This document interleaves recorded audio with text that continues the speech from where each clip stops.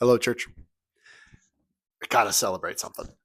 And it's the best kind of celebration because it's a celebration that comes from a mistake. So last week, as you know, because you watch all of my videos to the end, my microphone cut out half last minute of the video. And two people reached out to me to tell me that the mistake had happened. I clearly didn't know. And two people told me that is an appropriate amount.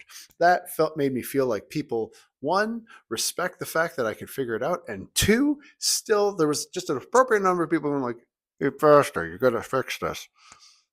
Dig it. I absolutely dig it because I have lived in so many communities where the balance of "I'm just telling you because I love you" and I where that gets thrown off, where they don't know that balance. Either we're going to shove an expectation in your face to perfect strangers so hard and fast you never want to come back, or we hold back our judgment in our own mind and it comes out in all sorts of different ways. What do I mean? Uh, Back when my eldest was a baby, I went to go see a preacher. She's this nationally known speaker, and it was a free event. It's at a church and it's packed, just packed. And I knew my eldest was going to be awake, which for a new parent, but I'm there with my wife and my baby is there and he's just cooing away. And the preacher we're listening to, the speaker, is a pastor, and their church is. At the time was for weirdos and families, and it was just this like grassroots, and it really spoke to my heart. And I've got the only baby in the room, and I'm just sitting there bouncing him, and he just starts cooing like, "Oh, mom, mom, mom," not making a huge noise, just but cooing. And the woman seated in front of us turns around and says, "Let me do this for effect. Can you get that baby out of here?" And my wife and I can't believe it. We just think she's got to be kidding. This is funny because of who the speaker is. And we're like, "I'm not kidding. Get that baby out of here. I am trying to listen." Now, she is lucky that I do not have laser eyes because I would have burned a hole in the back of her head.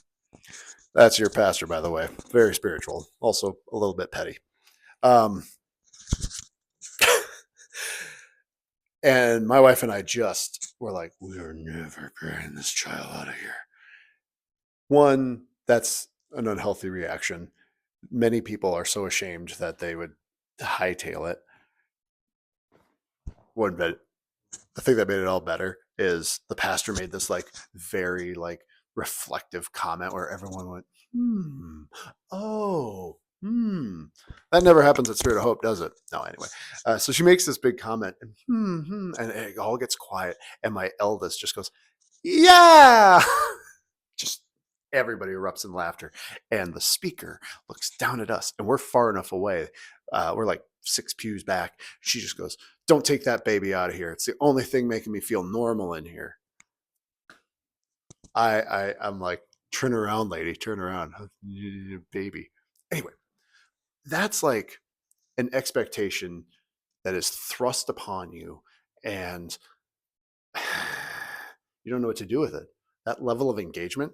Now, notably, I don't know if there was a polite way to do that to me at the time because I was all in this new baby phase. There might have been, but it certainly wasn't the way she did it. Little note. The other thing, and somebody asked me cleverly about this on Sunday. Um, I had a member who was this was a while ago, who would wear a hat every Sunday. You never saw this guy without a hat. It was hat. It was the same hat. I think he slept with the hat on. You ever know somebody like that? Um, and then he had been a member of that church for like 4 or 5 years, and at that point he decided to grow out his hair, get it really nice and long. And at a point, he took the hat off because it was getting in the way. And so he walks in one Sunday, and a church member who had been there a lot longer than him says to him, I'm so happy to see you without that hat. It's been driving me crazy ever since you joined. He's no longer a member of that church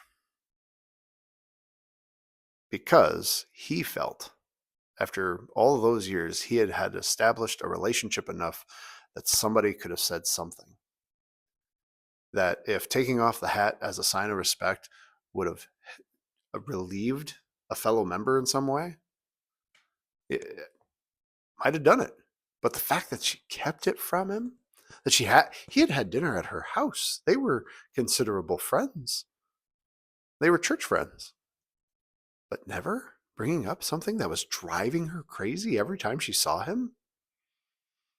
And now expressing it in that way, my friends, it can go either way. How do you both share with people around you if they matter to you? That's where it really stings. If these are people that matter to you, how do you share with them? How can you both give and receive healthy criticism? How do you give and receive healthy criticism? Oh my gosh, I have so many ideas about it. Some other time. I'm running out of time for these videos, but I want you, that's something to think about. How do you give and receive healthy criticism? Maybe I'll say something about it next week. I'll see you Sunday though.